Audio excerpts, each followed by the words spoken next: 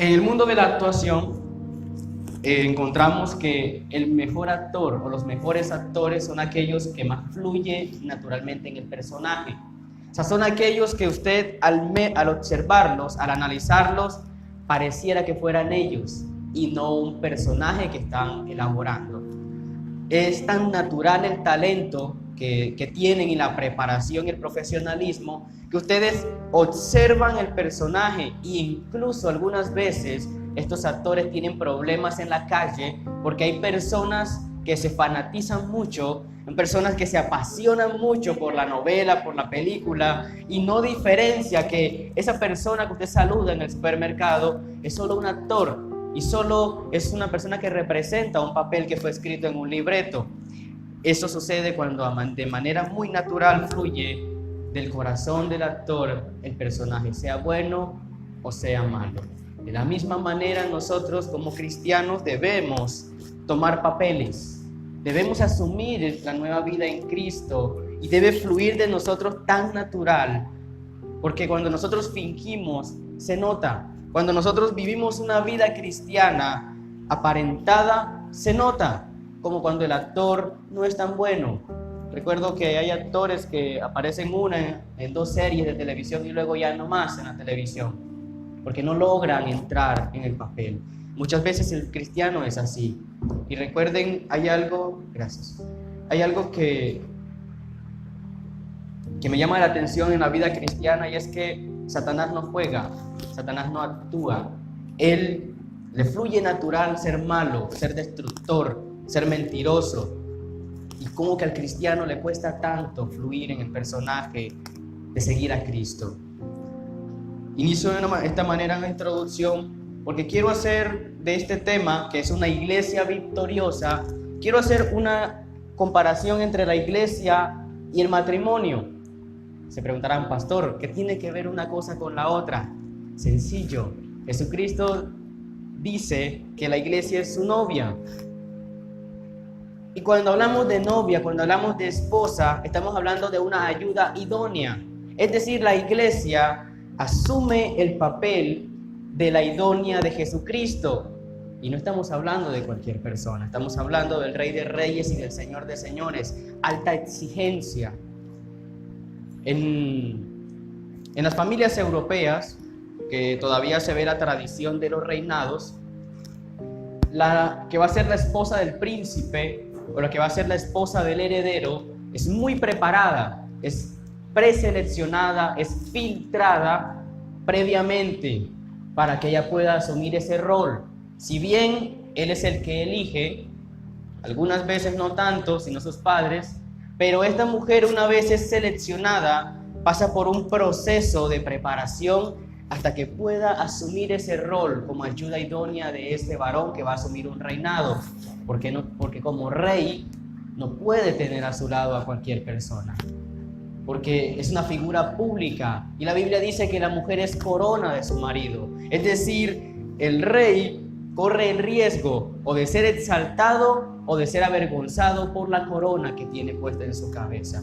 De esa misma manera la iglesia, llamada la novia de Jesucristo, sin arruga y sin mancha, debe asumir ese rol, ese papel, porque si vemos en las Escrituras y hemos predicado muchas veces que Jesucristo es vencedor, que Jesucristo pelea batallas y las ha ganado, entonces su esposa no se puede quedar atrás.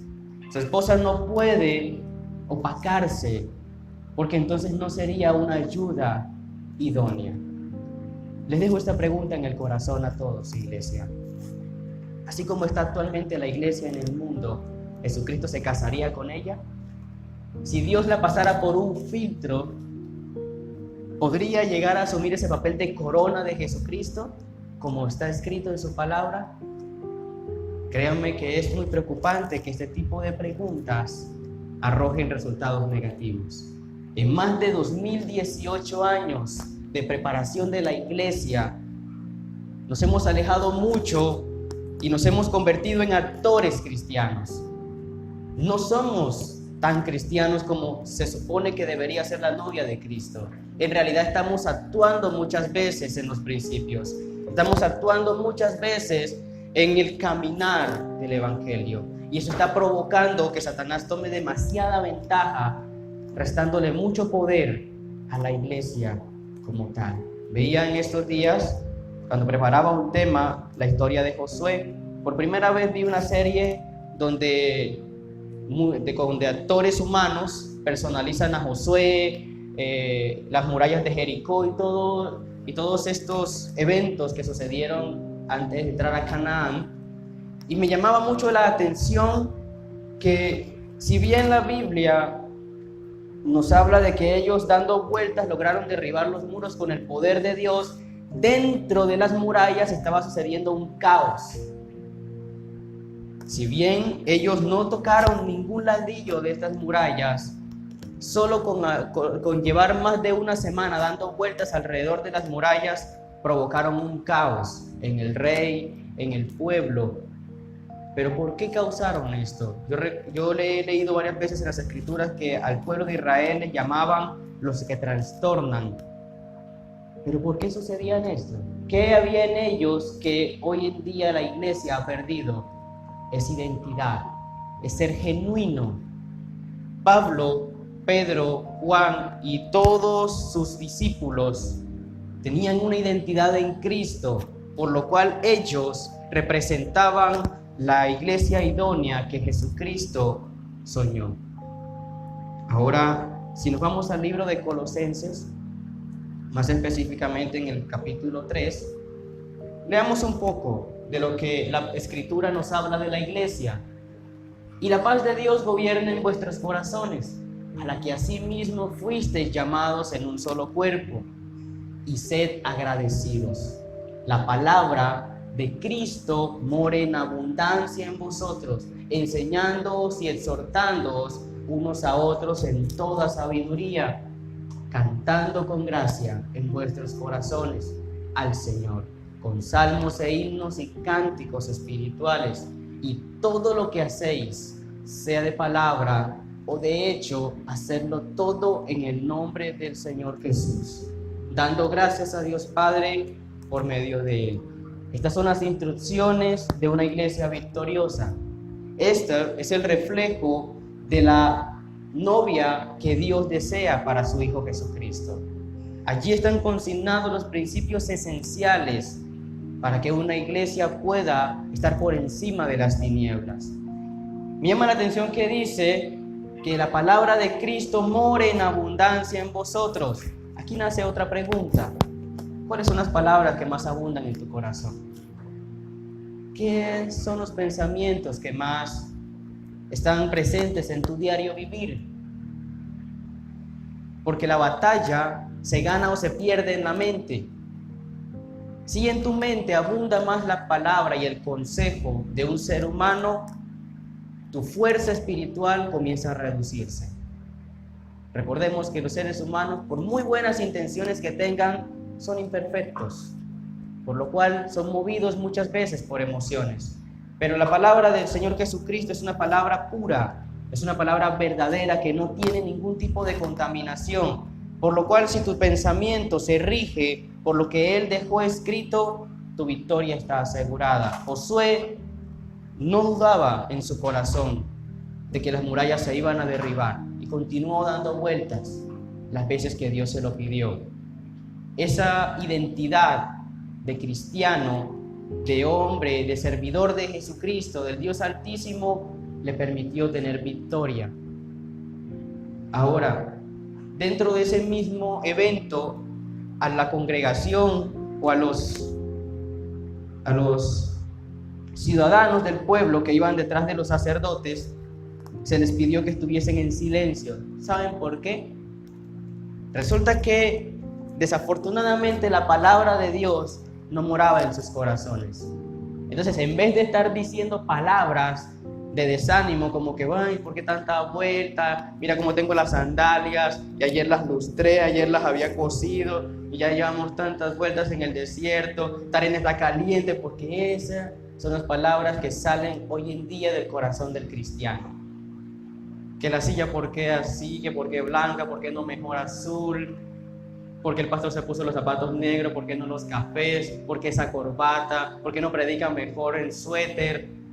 ¿Por qué los abanicos? ¿Por qué no prende el aire? Y tu mente se llena tanto de cosas humanas que tu poder espiritual termina siendo quizás un suspiro, ¿sí? Tan débil que Satanás te manipula hasta para orar. Tú cierras tus ojos y lo bueno que cuando nosotros salimos de la casa, decimos, yo voy a adorar al Señor. No estás adorando a nadie. Llegas a la puerta de la iglesia y en tu cabeza está todo menos la adoración a Dios.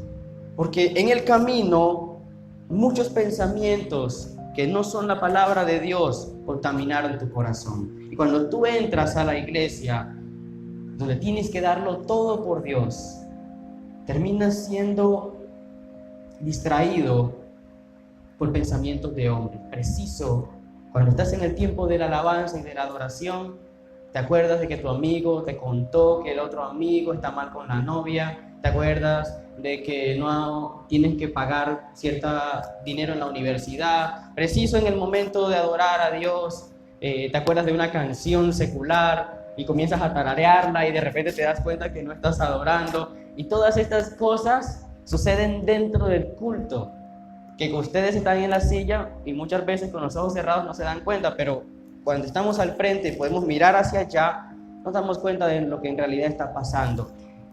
Y es allí donde yo, preocupado, me doy cuenta que esta iglesia victoriosa de la que hoy estamos predicando ha perdido identidad, ha perdido fortaleza, ha perdido terreno en el campo en el que debería moverse como pez en el agua. Porque si nos vamos a lo que hablamos al principio de ser novios o novias de Jesucristo, ser la ayuda idónea de Cristo, estamos muy mal preparados actualmente, porque Él es el Rey de Reyes, es el Señor de Señores, es Dios Todopoderoso. Ahora, ¿dónde está nuestro poder? Miren, el poder de las mujeres, ¿dónde está? No les den miedo decir, en la cartera de su esposo. ¿Sí? Ahí está el poder de la mujer, normalmente es la cartera de su esposo, haciendo de manera como de chiste. El poder de la mujer cristiana está en la oración. Entonces, ¿dónde ahora, con esa respuesta en nuestros corazones, cómo está la iglesia de Cristo, su novia, su esposa en oración? También está mal. Entonces, si nos vamos a mirar por todos lados, ya me estoy dando cuenta por qué el Señor se está demorando. Yo creo que Él se asoma por la puerta y mira, pues vamos a ver la iglesia. Vamos a ver si ya está lista. No. Y cada vez que se asoma, no. Falta todavía. Y el Señor es demasiado bueno porque llevamos 2018 años de tiempo para prepararnos. Es demasiado tiempo para la preparación. Y todavía continúa dándonos un poquito más, a ver si entramos en el papel, a ver si dejamos de actuar y nos convertimos en una verdadera iglesia en victoria. Ya haciendo toda esta introducción, quiero decirles cuáles son los tips o los puntos esenciales que identifican a una iglesia que está en victoria.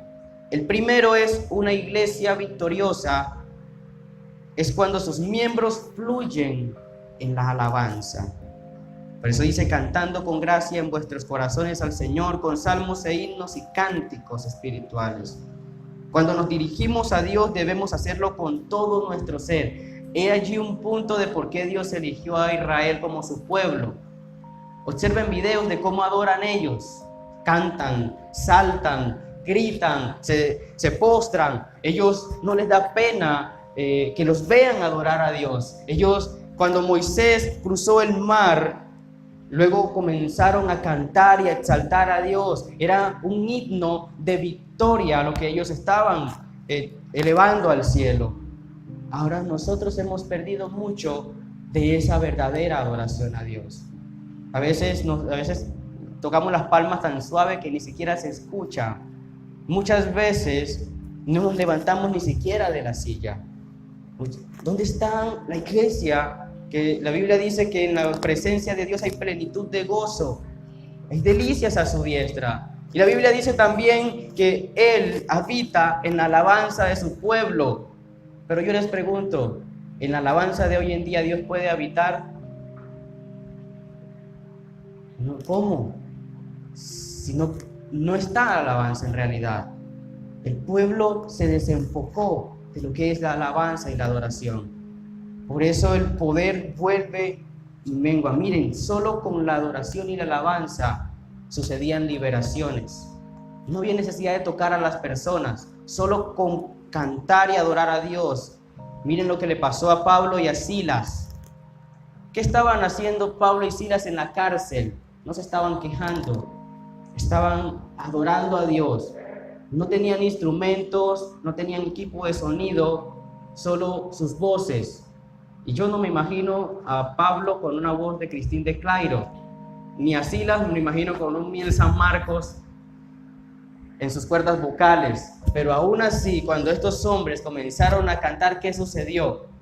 Tembló la tierra, se abrieron las cárceles. Cuando el Dios creó a los cristianos para adorarlo, creó al hombre para adorarlo. Por eso, cuando usted adora, activa en el cielo un poder sobrenatural que hace huir a los demonios. Y miren que aunque los otros presos, porque aquí no solamente Pablo y Silas fueron liberados, los otros presos también se les abrieron sus cárceles. Cuando usted adora en un lugar, lo que está a su alrededor también termina siendo bendecido. Ese es el poder de la iglesia. El segundo tips: una iglesia es victoriosa cuando sus miembros son unidos. Y fuisteis llamados en un solo cuerpo. Ser un solo cuerpo es estar conectados, generando vínculos de unidad. Y este ha sido uno de los mayores desafíos de la iglesia a nivel mundial. ¿Por qué?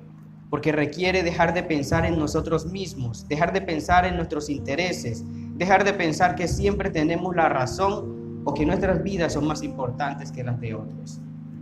Es muy difícil tener a un pueblo en unidad. Es muy complejo, porque aún Moisés, con toda la gracia y el respaldo que tenía de parte de Dios, le fue complejo mantener al pueblo unido. Eran 600,000 familias, 600,000 mentes diferentes. Existe el libre albedrío y eso provoca que muchas veces nosotros estemos lejos de la unidad. Miren que el ejemplo perfecto de unidad está el Padre, Hijo y Espíritu Santo. Ellos no se contradicen entre sí, se apoyan, ellos se guardan, ellos se complementan. Y eso es lo que Dios desea de su iglesia. Por eso nos hizo a cada uno diferentes. Dios no quería que todos fuésemos robots. Dios no quería que nosotros fuésemos como fotocopias el uno del otro. Por eso para ser cristiano no podemos adoptar modelos humanos. No podemos ser como el hermanito que canta lindo en la alabanza. Tenemos que desarrollar el potencial que Dios colocó en nosotros, porque eso nos hace únicos, nos hace la única pieza del rompecabezas. Si usted cambia y adopta un modelo diferente, ya no encaja, ya falta una pieza. Entonces es necesario que vivamos en unidad. Puntos a tener en cuenta para vivir en unidad. Primero, escuche la voz de su pastor. El pastor está puesto para unir la iglesia. Cuando andamos en sujeción a las instrucciones del pastor, la iglesia andará en unidad. El pastor es la cabeza de la iglesia. Me llamaba la atención, escuchaba en estos días una prédica de Chiche Ávila y me parecía muy curioso que él decía: hoy en día al pastor que tiene iglesias muy grandes que tienen un concilio o tienen un grupo de colaboradores, de consejeros que le ayudan a tomar decisiones, y decía Gigi Ávila en su prédica, decía: pero ya sentaron a los pastores, ahora ellos son los que toman las decisiones de la iglesia y el pastor lo tienen allá sentado en un rincón limpiando telarañas. Y decía: eso no puede ser así, porque cuando la Biblia habla en el Apocalipsis, le habla al ángel de la iglesia, y el ángel de la iglesia es el pastor. El pastor es la cabeza de la congregación. Si bien él tiene personas que le ayudan a tomar decisiones, pero la autoridad sobre quién está.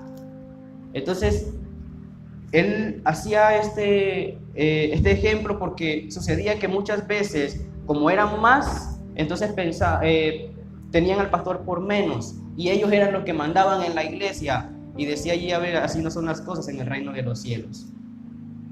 ¿Los ángeles en el cielo son más? Sí, pero ¿quién es el que manda? Dios. Él es el que manda. Ese es el orden correcto de la iglesia. Por eso yo los invito a que usted respalde a su pastor, respalde a la persona que Dios colocó como autoridad sobre su vida, porque en ese orden la iglesia toma mucho poder espiritual. Sí, sus dones son tenidos en cuenta, sí, sus opiniones son valiosas, pero nunca se le olvide que la última palabra Dios siempre la va a dar a través de sus siervos. Ese fue el orden que Él estableció y esa es la bendición más grande que tiene la vida espiritual. Participe del servicio, vincúlese en las redes de trabajo que tiene la iglesia. Así usted podrá conocer a fondo la labor que se realiza. Propóngase hacer crecer la iglesia. Esto hará que cada actividad cobre valor, le convertirá en un defensor de la iglesia. Como cuarto punto, una iglesia victoriosa es cuando sus miembros están instruidos en la palabra de Dios. La palabra de Cristo mora en abundancia. Tenemos que renovar nuestra mente, nuestro entendimiento. Dice la Biblia: ¿o no sabéis que los santos han de juzgar al mundo? ¿O no sabéis que hemos de juzgar a los ángeles? Esto está en 1 Corintios 6, del 2 al 3.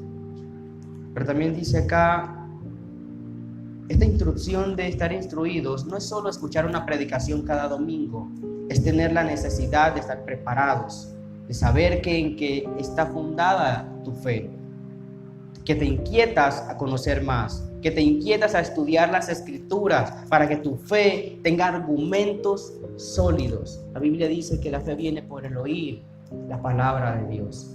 Tu fe solo crece cuando tú te sumerges en las escrituras, cuando tú haces de la Biblia tu manual esencial de vida. Pero me llama la atención que en el pueblo cristiano a nivel mundial, muchos libros se convirtieron en los manuales del cristiano y no la Biblia.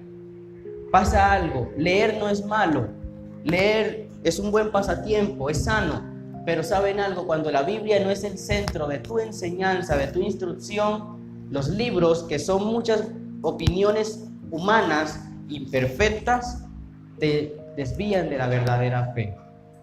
Cuando tú vienes a ver, tienes tantos argumentos en tu mente que tu fe ya no puede guiarte, porque entonces te encuentras en un laberinto, en un callejón sin salida, porque un autor tiene una apreciación, el otro autor tiene esta revelación y el siguiente autor te lleva a vivir de esta manera, y cuando vienes a ver te encuentras en un carrusel de enseñanzas, pero tu fe no está cimentada sobre la roca que es Jesucristo. Entonces la iglesia necesita un solo cimiento y es la palabra de Dios. Por eso Jesús dijo, enseñándoles todas las cosas que yo les he mandado. Ese es hacer verdaderas iglesias con verdaderos discípulos. Los libros son apoyos. Los libros son complementos de tus instrucciones y enseñanzas, pero no son la base fundamental de tu fe. Podemos concluir a través de lo que dijo nuestro Señor Jesucristo. Él dijo, escudriñar las escrituras. Miren, la Biblia es tan extensa que ni siquiera leyéndosela toda usted alcanzaría a comprender todos los tesoros que Dios colocó allí. Siempre que usted lee un pasaje, siempre que usted estudia un versículo, siempre encuentra una revelación diferente, porque la Biblia es un libro vivo, es un libro en el que el autor siempre está presente al leerlo, y cuando tú lo lees, Él te habla al corazón conforme a tu necesidad. Es un espejo. La Biblia es un espejo. Y quiero concluir de una manera muy especial. Yo soy un apasionado por ver películas, pero me gusta ver películas de esas donde hay pequeños grupos de personas que son unos guerreros, que son unos luchadores, que quieren lograr un objetivo, que se unen para lograr una hazaña. Cuando yo era líder de jóvenes, y esto ya lo dije una vez en una prédica, me vi la película de Lágrimas del Sol. Me llamaba la atención cómo un grupo como de 8 soldados en cabeza de un capitán se enfrentó como a 300 rebeldes solo por salvar a una población afrodescendiente, una población africana que estaban en desventaja, que los tenían aprisionados. No era su misión. Ellos llegaron a esa población a salvarle la vida a una doctora norteamericana, pero se encontraron con un panorama totalmente distinto y terminaron por salvarle la vida. De estos 8, 10 hombres más o menos, solo quedaron como 3 cuando llegaron a la embajada. Cuando terminó esa película, yo estaba tan apasionado con el papel de estos hombres que dije: Señor, tú me has colocado como comandante de esos jóvenes, así que vamos a tomar las armas espirituales y vamos a ir por más. Y yo soy un apasionado, por eso este tema de la iglesia me lleva a que nosotros debemos adoptar bien el papel de hijos de Dios. Debemos adoptar bien la vida que Dios nos entregó y comenzar a creerlo y comenzar a practicarlo, porque Dios ha colocado un poder en nosotros que está por encima de los que están allá afuera. Porque no puede ser que la iglesia hoy en día esté siendo como el patito feo de la sociedad, donde todo el mundo la mueve para donde quiere, cuando eso no fue lo que el Señor Jesucristo determinó en su palabra. Y Él dijo: y las puertas del Hades no prevalecerán en contra de su iglesia. Él le entregó a su novia, a su esposa, un poder. Le entregó unas llaves de mucho poder, de mucha gloria. Dice la Biblia que le entregó las llaves del reino de los cielos. Ahora yo te pregunto, ¿cómo caminas tú cuando sales a la calle? ¿Caminas como quien tiene las llaves del reino en su mano o caminas como a quien se le perdieron?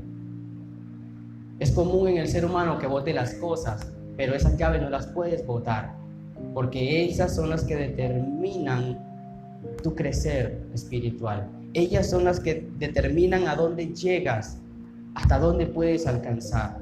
Yo quiero que finalicemos orando. Dice, eso está en Mateo 16, dice que las puertas del Hades no prevalecerán. Y yo quiero que tú hoy adoptes en tu corazón esta promesa. Quiero que allí donde estás te coloques sobre tus pies. Vamos a entregarle este tiempo al Señor, pero vamos a pedirle al Espíritu Santo que en nuestro corazón adopte el verdadero lugar como la novia, como la esposa del Rey, que seamos coronas. Padre, nosotros hoy inclinamos nuestro rostro delante de ti. No queremos ser actores del reino, no queremos ser imitadores, queremos adoptar el verdadero papel.